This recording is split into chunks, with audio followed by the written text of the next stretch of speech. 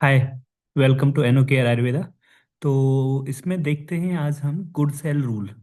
ठीक है। Good cell rule, इसका जो यूज़ किया जाता है वो यूज़ किया जाता है जो फिस्चुला होता है ना, भगंदर, या उसको बोलते हैं हम फिस्चुला इन एनो। फिस्चुला इन एनो में इसके ट्रैक्ट को चेक करने के लिए कि ट्रैक्ट उसका सीधा है या फिर ऐसे कर्व्ड है। ठीक है। फिस्चुला इन एनो में जो फिस्चुला का ट्रैक्ट है, उसका रास्ता है, उसको चेक करने के लिए इस रूल का यूज किया जाता है। ठीक है। जैसे इसको यूज कैसे करेंगे? जैसे कि कोई पेशेंट है लिथोटोमी पोजीशन में, ये उसकी एनस है। एनस के हॉरिजेंटली हम एक इमेजिनरी लाइन ड्रॉ करते हैं। ठीक है। ये इसकी इमेजिनरी लाइन हमने ड्रॉ करी है, ये वाली। ठीक है। अब अगर इसमें इमेजिनरी लाइन ड्रॉ करने के बाद इसके पार्ट हो जाते हैं दो। ये ऊपर वाला पार्ट एंटीरियर और नीचे वाला पार्ट पोस्टीरियर कहलाता है। ये इमेजिनरी लाइन है।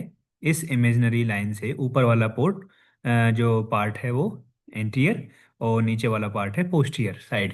ठीक है। कोई ओपनिंग है जो एंटीरियर साइड में है, जैसे ये वाली ओपनिंग है ना, ये वाली ओपनिंग है जो कि एंटीरियर साइड में है।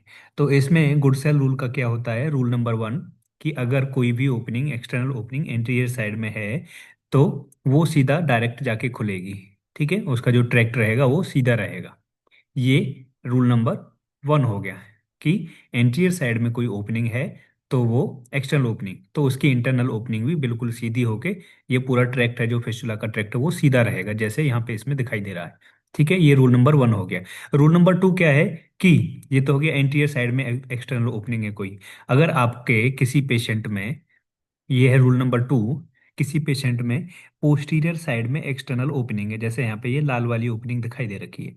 ठीक है। अगर पोस्टीरियर साइड में कोई ओपनिंग है, चाहे उसकी डिस्टेंस कितनी भी हो, ये डिस्टेंस मैटर नहीं करती कितनी भी दूर हो, तो इसका जो कर्व होगा ना, जो इसका ट्रैक्ट होगा वो कर्व्ड होगा। ऐसे सीधे ना जाके उसका जो ट्रैक्ट है वो कर्व्ड होगा। या तो ऐसे हो सकता है, या फिर ऐसे हो सकता है, या फिर घूम फिर के कहीं भी ऐसे जा सकता है। यानी वो ट्रैक्ट स्ट्रेट ना होकर के कर्व्ड रहता है। ठीक है। ये रूल नंबर 2 हो गया। अब इसमें एक्सेप्शन है एक। कौन सा एक्सेप्शन? कि if there is an opening more than 3 centimetre away from anal verge, ये हमारी एनल वर्ज है, या फिर एनल ओपन एनल कैनाल है, एनल कैनाल की ये ओपनिंग है, एनल वर्ज। इससे अगर 3 सेंटीमीटर दूर है कोई एक्सटर्नल ओपनिंग, जैसे कि ये वाली ओपनिंग 3 सेंटीमीटर दूर है। ठीक है। एंटीरियर साइड में है। रूल नंबर 1 के अकॉर्डिंग एंटीरियर साइड की ओपनिंग स्ट्रेट होनी चाहिए उसका ट्रैक्ट। बट इसमें एक्सेप्शन क्या है कि अगर opening more than 3 centimetre away from anal verge है तो उसका ट्रैक्ट सीधा ना जा करके, मतलब ऐसे ना जा करके, सीधा ना जा करके वो कर्व्ड जाके खुलता है, चाहे वो कहीं भी खुले। ठीक है। पोस्टीरियर में खुले, एंटीरियर में खुले, लेकिन वो कर्व्ड जाके खुलता है। ठीक है ना। ये इसका गुडसल रूल है। तो इसमें दो रूल हैं, पहला, दूसरा, तीसरा एक्सेप्शन।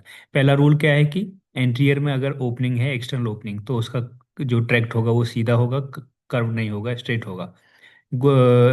रूल नंबर 2 है कि अगर कोई ओपनिंग पोस्टीरियर साइड में है तो उसका ट्रैक्ट कर्व्ड होगा।